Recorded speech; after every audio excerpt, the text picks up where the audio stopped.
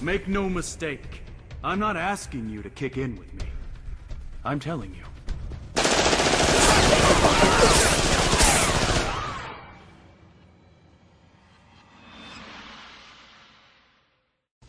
And that brings us to the golden arrow of consumption. This is the heart of the system, the engine that drives it. It is so important that protecting this arrow has become the top priority for both of these guys.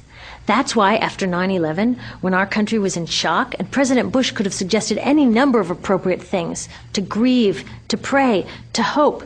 No, he said to shop, to shop. We have become a nation of consumers. Our primary identity has become that of being consumers, not mothers, teachers, farmers, but consumers.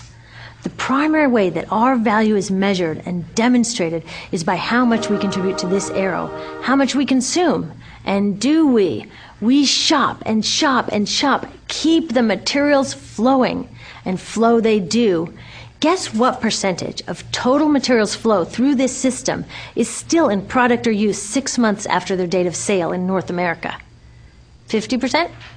20? No, 1%. 1.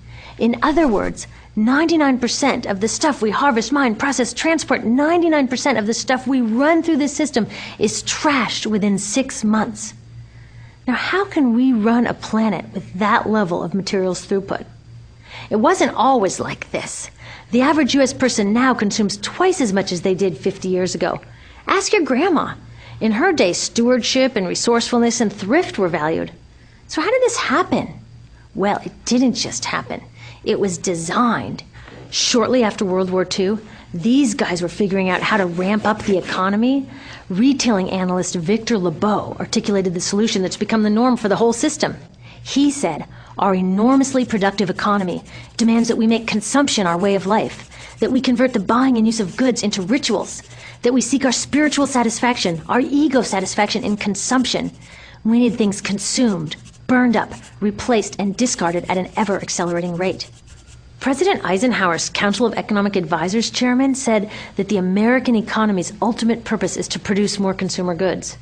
More consumer goods? Our ultimate purpose? Not provide health care or education or safe transportation or sustainability or justice? Consumer goods? How did they get us to jump on board this program so enthusiastically? Well, 2 of their most effective strategies are planned obsolescence and perceived obsolescence. Planned obsolescence is another word for designed for the dump. It means they actually make stuff to be useless as quickly as possible, so we'll chuck it and buy a new one.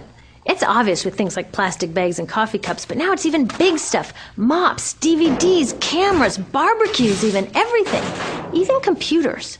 Have you noticed that when you buy a computer now, the technology is changing so fast that in just a couple of years, it's actually an impediment to communication? I was curious about this, so I opened up a big desktop computer to see what was inside. And I found out that the piece that changes each year is just a tiny little piece in the corner. But you can't just change that one piece because each new version is a different shape. So you gotta chuck the whole thing and buy a new one. So I was reading industrial design journals from the 1950s when planned obsolescence was really catching on. These designers are so open about it. They actually discuss how fast can they make stuff break that still leaves the consumer having enough faith in the product to go out and buy another one. It was so intentional. But stuff cannot break fast enough to keep this arrow afloat. So there's also perceived obsolescence. Now, perceived obsolescence convinces us to throw away stuff that is still perfectly useful. How do they do that? Well, they change the way the stuff looks. So if you bought your stuff a couple of years ago, everyone can tell that you haven't contributed to this arrow recently. And since the way we demonstrate our value is contributing to this arrow, it can be embarrassing. Like, I've had the same fat white computer monitor on my desk for 5 years. My coworker just got a new computer. She has a flat, shiny, sleek monitor. It matches her computer, it matches her phone, even her pen stand. She looks like she's driving in Spaceship Central, and I look like I've got a washing machine on my desk. Fashion is another prime example of this. Have you ever wondered why women's shoe heels go from fat one year to skinny the next to fat to skinny? It's not because there's some debate about which heel structure is the most healthy for women's feet. It's because wearing fat heels in a skinny heel year shows everybody that you haven't contributed to that arrow as recently, so you're not as valuable as that person in skinny heels next to you, or more likely in some ad. It's to keep us buying new shoes. Advertisements and media in general plays a big role in this. Each of us in the U.S. is targeted with over 3,000 advertisements a day. We see more advertisements in 1 year than people 50 years ago saw in a lifetime. And if you think about it, what's the point of an ad except to make us unhappy with what we have? So 3,000 times a day, we're told our hair is wrong, our skin is wrong, our clothes are wrong, our furniture is wrong, our car is wrong. We are wrong, but it can all be made right if we just go shopping. Media also helps by hiding all of this and all of this. So the only part of the materials economy we see is the shopping. The extraction, production, and disposal all happens outside of our field of vision.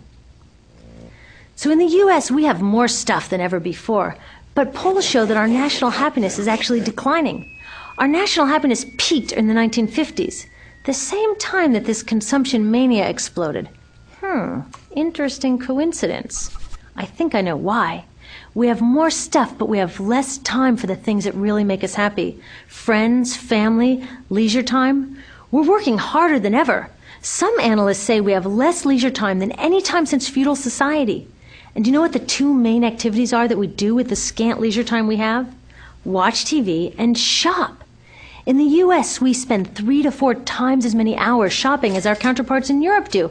So we're in this ridiculous situation where we go to work, maybe 2 jobs even, and we come home and we're exhausted, so we plop down on our new couch and watch TV, and the commercials tell us you suck, so you gotta go to the mall to buy something to feel better, and then you gotta go to work more to pay for the stuff you just bought, so you come home and you're more tired, so you sit down and you watch more TV, and it tells you to go to the mall again, and we're on this crazy work, watch, spend treadmill, and we could just stop.